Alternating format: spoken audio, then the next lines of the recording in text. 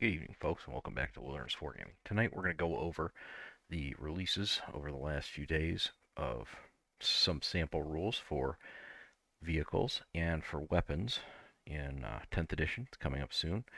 Specifically, we're going to look at the increased toughness and durability of vehicles and what some of the special weapons rules are. So stick around and we'll check this out. So let's see here. A few things terrifying us along the armored tanks. We might Astra Militarum, love them so much. Yeah, well, that's actually true in real life. You don't want to be staring down a whole bunch of Abrams or Leopard 2s, or for that matter, you probably don't even really want to be staring down a whole bunch of T-72s if you are not well equipped to deal with them. A tank is still a tank. But they are right. Armored vehicles have been struggling to keep up with relentless firepower and the average Warhammer 40,000 army can throw around. Yes. One major focus needs to make use more tough, more meaningfully durable, and that mentality starts with the tanks. Okay, so there's got to be two parts to this. Part of it is the toughness and armor saves of the vehicles themselves, and of course part of it is the weapons. So we're going to look at the toughness and durability increases here to start out. So let's see here. First up, we have, okay, almost every vehicle is reduced to a bunch of it. So while toughness 9 used to be the highest you ever see in the game, new editions you can find things with your stomp with a toughness size 14. Okay, so that would be pretty impressive because, for example, say a plasma cannon, if not supercharged or overcharged, would only wound that at its current strength on a 6, and only a 5 if overcharged. All the weapons in the game have been cube calibered in the scale, and we talk about those tomorrow. So this is apparently a scale. So first up we have the Rhino, which every Imperial army I think has this, maybe Astra Militarum. I'm not an expert on them, but a staple vehicle. And I like it because it's very similar to the classic M113 armor personnel carrier in real life in many respects. 12 inches, toughness 9, save 3 up, 10 wounds. Okay, so that is, we compare that to the current Rhino. We'll use the Sororitas version here because they're all the same. Move is the same, weapon skill, ballistic skill, with a strength 6, toughness 7, 10 wounds. Okay, same number of wounds, same save, but its toughness has gone up to 9. So that would take it from being wounded on a 3 by, say, Melta weapons to being wounded on 5 by Plasma and Melta, and a 4 by a las cannon. Dark Lance, so I don't remember the stats off the top of my head.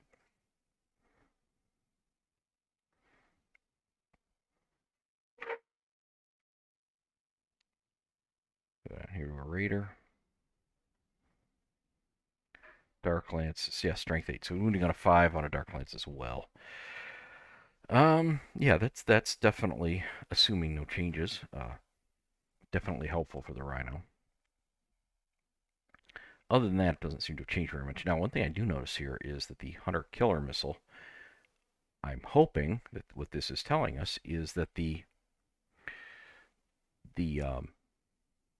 Hunter-Killer missile is something that you get and you don't have to pay points for. That would be pretty cool, especially since I modeled both of my Sororitas Rhinos with Hunter-Killer missiles, and I like how they look on there. I think they look pretty cool. One other thing to note is its weapon skill is now 4 up in melee instead of 6 up, so that makes it somewhat more dangerous in melee, which I think is appropriate. I mean, the idea that you can drive over enemy infantry is not so great. Deadly Demise, so that's the explosion and firing deck. So I guess you can now have 2 models shoot out of the lid or the sides of the Rhino. It's pretty cool. Objective control more than 1. You can ram so that you can ram enemy squads. Yeah, you can. Okay. Let's check out what we got here. Storm speeders. So I have one of these. I have the hammer strike version, which I assume will be the same. Toughness 9, wounds of 11. Okay, so the hammer, the storm speeder, goes from toughness 6 up to toughness 9, and wounds go up to 11. So that is a significant increase in the overall durability of this vehicle. That's going to take a lot of medium and heavy weapons. Heavy bolters are going to only be wounding on 5 now. All those weapons we previously discussed, except for the las cannon, which would be on a 4. All the other ones, Melta, Dark Lance, all that good stuff will be at 5s. Your strength 4 weapons, bolters and shuriken catapults, will be down to wounding on a 6 against this guy. I think that's pretty appropriate. Specifically, these storm speeders are more heavily armored than a typical land speeder. At least they look that way, so it's nice to see that reflect. Now down here, the Gladiator Valiant. Okay, so the Gladiator is one of my real favorites. We'll bring the Gladiator Valiant up, but they're all the same in terms of the durability. Oop. So currently the Gladiator is 12 wounds, toughness 8. And now it is 12 wounds. Yeah, still 12. Okay, yeah, now it is on 12 wounds. Toughness is up to 10. And I'm not sure how these guys are going to do on weapon skill and the close combat stuff, but I assume they're probably the same as a Rhino. But no wound increase here, but a toughness 10. So that's going to take even las cannons down to wounding on a 5, and things like your, say, heavy flamer, your Ministorum standard flamer are going to be wounding on a 6 now. Some of those really overstrength weapons will be down to wounding this on a... I can't think of anything off my head that's really going to be changed from a 4 to a 3. Or rather from a 2 to a 3. Nothing comes to mind off the top of my head. But a lot of 3s are going to be going to 5s with this. And a lot of 4s are going to be going to 5s. Yeah, toughness 10s, that's pretty good. Now the Valiant is, although it's smaller, is a dedicated tank. And I actually, just as an aside, I really happen to like this model because if you don't glue that turret on and you magnetize in those sponsons, you can have one model be all 3 tanks. The Gladiator, the Valiant, and the Reaper. And you don't have to buy multiple versions of the tank. This one, the Valiant, though, is my favorite. Anyhow, yeah, up to toughness 10, that's pretty good. Now, this one, this annoys me slightly. The Repulsor, okay? If we go down here and let's get rid of the Valiant. And we have both the Repulsor and the Repulsor Executioner.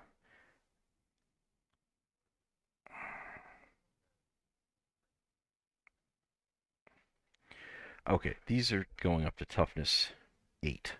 Or, excuse me, these are at toughness 8 right now. Now, this is the thing I don't like about it, which has nothing to do with it. The Repulsor carries 10 models, or up to 5 Gravis. And the Repulsor Executioner can carry 6 Primaris Infantry, or 3 Gravis. And yet it is toughness 12 compared to the Valiant, which is a dedicated straight-up tank. Now, granted, it does cost more points, so you're paying for it. But I don't like the fact that the carrier is tougher than the actual tank. That just kind of offends my military sensibilities. Toughness 12 here. And still at 16 wounds. Okay, but so toughness 12, that's going to be tough to deal with. So now you've got anything that's a strength 6 wounding on or lower, wounding on a 6, and all of your other typical anti-tank weapons from plasma all the way up to las cannon are going to be wounding on a 5, and I think some things like if we look here real quick at, for example, a Craft World's Wraithlord.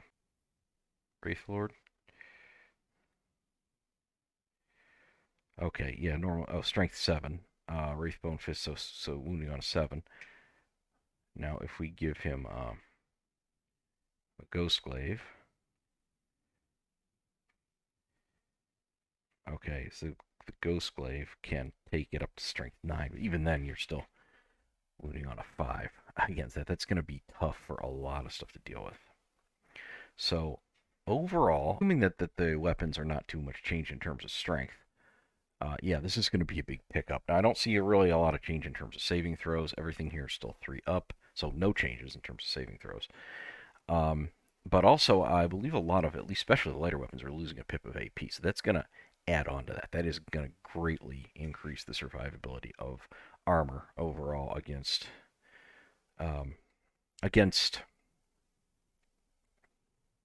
medium and light weapons. Now, I don't see any dreadnoughts in here. I think that's important. I would suspect the dreadnoughts are going to stay where they are. They're going to stay at toughness 7, maybe some cases 8, because they've always been the more versatile vehicles, seeing as how they can fight better in melee, and are often a lot of times easier to hide than the tanks, even the fairly large ones. I am excited to see for my craft worlds what the toughness on my falcons and wave serpents is like. They're already actually still pretty durable. All right, so now let's go up here and check out weapons rules. Let's see. Okay, so we've got a number of things. Upper tier have been heavy, rapid fire assault. These classifications become weapon abilities. Okay, so they won't be classes of weapons. They'll just be abilities that are tacked on. So this is very cool. Change all those weapons very varied than before without increasing the number of rules. Okay. A bolt rifle has both assault and heavy, so you can fire it on the move or brace for extra accuracy. So assault will probably do the same thing, like you can advance and still shoot it. Okay, yeah, it tells us right down here. So assault, when they're still eligible to shoot and shoot because you can only resolve attacks with assault weapons. Okay, but if you stayed stationary, weapons with heavy are known as heavy weapons. You can remain stationary. It's +1 to hit. Okay, so that in a way that makes better sense because, if you think about a heavy weapon, something like a 50 caliber machine gun in real life would be kind of the equivalent of a heavy weapon mounted on a tripod. When you're very stationary, it's much easier to shoot it. Whereas if you're trying to fire one off a moving platform like a Humvee or a top of a tank, they are not, well, there are ways to kind of give them some stabilization, like the Crow system, but traditionally they're not stabilized the way, say, a tank cannon is, or at least a modern tank cannon is auto-stabilized. So if you're firing it basically from rest, from a fixed position, it's going to be more accurate, easier to use. Now, obviously, here we're talking about power armored space marines or power armored battle sisters, but that still makes sense that they're going to have an ability to control recoil that regular human infantry wouldn't have. Overall, this will make the standard bolter a much more versatile weapon, and as an owner of 3 different armies that have bolters, and I guess 4 if you count one squad of Sisters of Silence, it makes me very happy. Okay, so now we have also, let's go down here to the Terminators. We have a thing called the Devastating Wounds. So a dish out mortal wounds on a critical wound. That's an unmodified roll of 6. So we can also surmise that an unmodified hit roll of 6 is a critical hit. So that makes sense. So let's take a look down here. Devastating critical wounds, damage character. So that'll basically turn into an immortal. So that's actually pretty good because, okay, so this is now strength 6. So you're shooting at, say, one of those tanks that's now toughness, 9, 10, 12. You're going to be wounding on 5 or 6. But if you do get that 6, then you get a mortal wound. So you do have some reserve anti-tank capability here, even though the assault cannon is now losing all armor penetration. That's a good thing, seeing these weapons. And this is also going to make infantry more survivable, because I think what we wanted to see was infantry be more survivable, not just tanks, but across the game.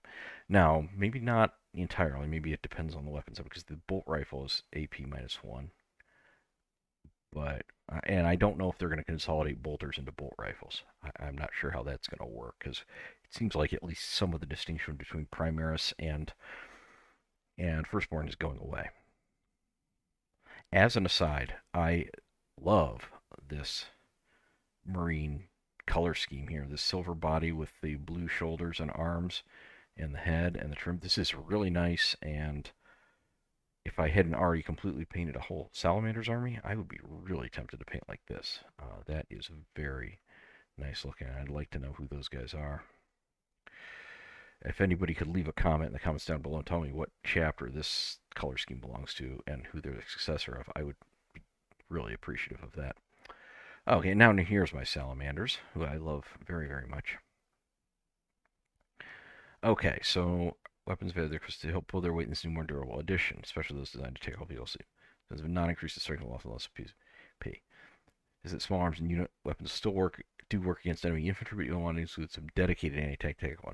The age of plasma kills everything's over. Okay, so that you're going to see the weaker weapons are actually going to kind of lose some more, so that they'll still be reasonable against infantry, but you're not going to be able to just hose everything down with strength 7, strength 8 weapons with AP minus 3, minus 4, and just win. Well, if we look at the melter rifle here, yeah, okay.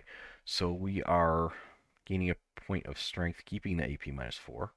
So the melter rifle's not losing anything. Now this will mean we're still wounding the rhino on a 4, as opposed to a 3 before, but it's alright. And we get the melt to 2.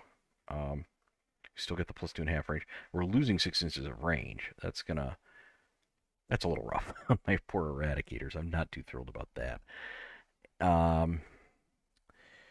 And we're seeing things like, this does not make me happy. Hammerhead's infamous railgun soars to strength 20. No. I think that's too high. I don't think you need to be wounding a Gladiator Valiant on a 2 with that. I think something more like strength 16 would be all you need, maybe 17 or 18. This kind of thing I can understand in melee, because you have to make a charge roll. You have to get into melee before you can attack. But long-range weapons that are just elite keys, I do not care for that. Let's see, what else?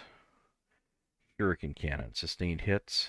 Time attack is a critical hit. Scores a number of additional hits. So sustained hit. Okay, so when you roll a 6 to hit, you get 1 additional hit with the Shuriken Cannon. Other than that, this remains, I think, pretty much... Oh, no, it wasn't. I'm mistaken. It's heavy 3, minus 1. Okay, so it's pretty much the same. The Shuriken Cannon isn't really changed. Oh, ignores cover. That I don't like. I don't want to see ignores cover. That does not make me happy. And I hope that this is going to be rare. Let's see. Moving on. So we've learned that Melta. What Melta does is it adds this much damage in half range. Sustained hits adds this many extra hits on a 6. Devastating wounds. Inflicts a mortal wound on a 6 to wound. Heavy. Plus 1 to hit if you're stationary. Assault does the same thing it's always done. So now we've got our summary there. Okay, last we got this guy. This is pretty cool. Auto bolt storm. So we got twin linked weapons. Okay, so this guy. Okay, AP3 strength 4, 0. And power fist. Now this means you don't have to like mentally multiply by 2 and then multiply by the number of members of the squad. That just kind of reduces your mental work a little bit. Not a whole lot of difference here. 4 up to hit, so we no longer have to worry about that minus 1.